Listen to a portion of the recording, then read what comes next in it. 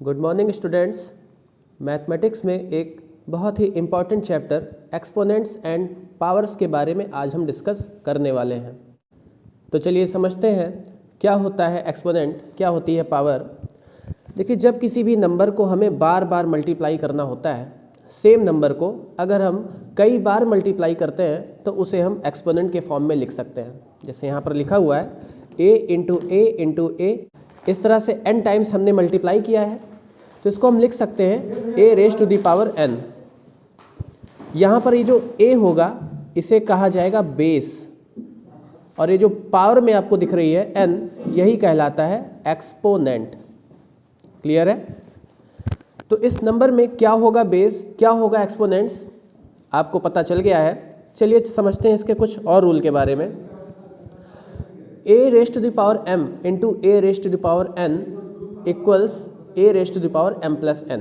मतलब अगर same base पर अलग अलग पावर लगी है और अगर उनका आपस में मल्टीप्लाई हुआ है तो पावर्स आपस में ऐड हो जाती हैं। ये जो एक्सपोनेंट्स आपको दिख रहे हैं ये आपस में ऐड हो जाती हैं। एग्जाम्पल में यहाँ लिखा हुआ है 5 raise to the power 3 into 5 raise to the power 4। यहाँ पर दिख रहा होगा आपको कि बेस सेम है, 5 5 दोनों जगह है। हाँ, एक्सपोनेंट या पावर कहें कि दोनों में अलग अलग हो गया है। ठीक है, इस तरह से मल्टीप्लाई होने पर दोनों की पावर ऐड हो जाएंगी, तो 3 + 4 आ जाएगा 5 raise to the power 7। Clear है? नेक्स्ट रूल, अगर सेम बेस हो लेकिन डिवाइड हो, उन पर पावर अलग अलग हो और डिवाइड हो, तो डिवाइड होने पर पावर आपस में सब्ट्रैक्ट हो जाती हैं। Example 5 raise to the power 6 divide by 5 raise to the power 4 equals 5 raise to the power 6 minus 4 हो जाएगा। न्यूमरेटर पहले लिखेंगे, डिनोमिनेटर वाली पावर हम बाद में लिखेंगे, और 6 माइनस 4 आ जाएगा 5 raise to the power 2। Next rule, अब कि यहाँ पर देखिए बेस अलग अलग हो गया। एक जगह बेस a है, दूसरी जगह बेस b है, लेकिन इन पर पावर आपकी सेम है m। तो अगर इस तरह की कंडीशन आपको मिलती है और मल्टीप्लाई में है तो हम पावर्स दोनों के बाहर निकाल सकते हैं और लिख सकते हैं a into b raise to the power m। Example से समझिए, 2 raise to the power 5 into 3 raise to the power 5। दोनों में 5 पावर सेम है लेकिन बेस दोनों का अलग अलग हो गया है। एक जगह बेस 2 है, दूसरी जगह बेस 3 है, तो इनको हम लिख सकते हैं 2 इंटू 3 और रेज टू द पावर 5। दोनों का पावर बाहर आ गया, 2 3 हो जाएगा 6 की पावर 5। क्लियर है? Next rule, a raise to the power m divide by b raise to the power m। Same वही काम डिवाइड के साथ अब की हुआ है। क्या काम?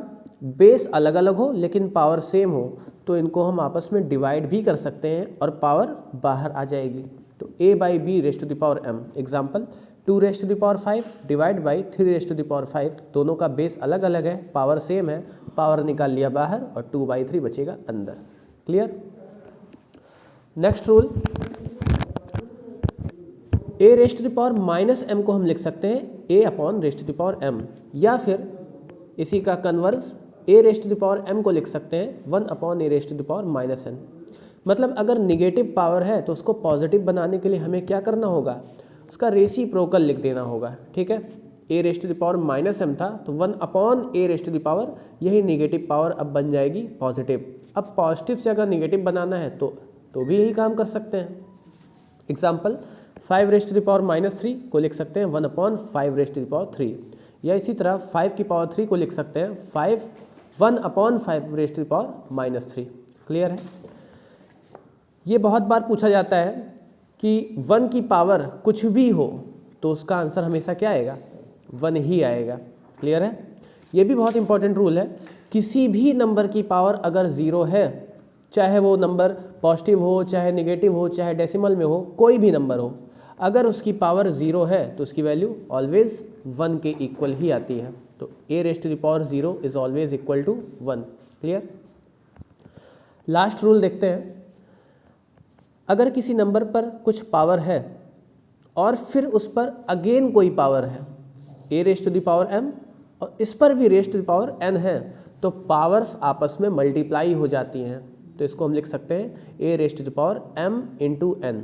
एग्जाम्पल देखिए, 5 रेज टू द पावर 2 और इस पर भी पावर 3, तो इसको हम क्या लिख सकते हैं, 5 raise to the power 2 into 3 that gives 5 raise to the power 6। ये रहे सारे एक्सपोनेंट्स के रूल जो आप आसानी से समझ गए होंगे। इन पर अब जाइए, क्वेश्चन कीजिए और अगर फिर भी कोई प्रॉब्लम होती है तो आप कमेंट सेक्शन में पूछ सकते हैं।